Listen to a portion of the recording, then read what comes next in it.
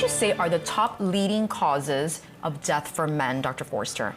So the number one is heart disease, two is cancer, and then down to about 10, there's a variety of other things, lung disease such as COPD from smoking, Right. pneumonia, influenza.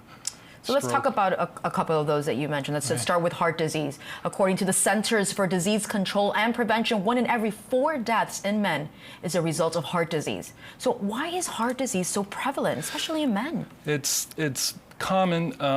There's a lot of risk factors for it. Some we've made good strides in, such as smoking. Less Right. people are smoking these days, and we have good effective treatments for cholesterol. Unfortunately, things like diabetes, the rates of diabetes are actually going up.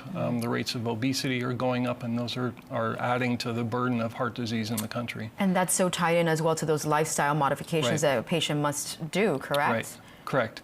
And I think we're seeing on the screen here the risk factors for Yes, we're heart going to go over disease. some of these risk factors of heart disease. Let's start with high cholesterol and hypertension. Yeah, so high blood pressure, generally now we're saying if the pressure is over 140 on the top number or 90 on the bottom is considered high blood pressure.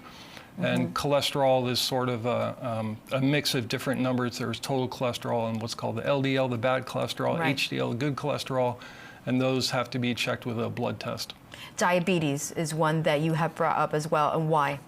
Probably the increase in obesity in the U.S. is really contributing to this. Some of it is genetic, and here in South Florida, there are a lot of our Latin populations, there is a genetic predisposition to diabetes.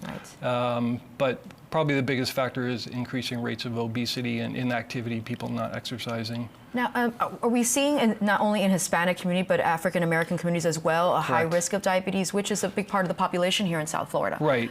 Unfortunately, African Americans do have a higher risk of diabetes and heart disease, hypertension. Now, I feel like those are all tied into the next 3 we're going to talk about, which is being overweight, physical inactivity, Yeah. and unhealthy diets. Right. I mean, they all sort of feed off each other. Right. If people don't exercise and they don't eat right, and